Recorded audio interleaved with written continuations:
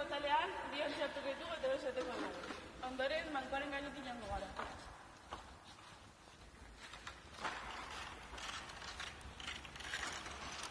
Bestaldea hilagatzean, ura ontzi batera botako dugu eta ordutuko gara.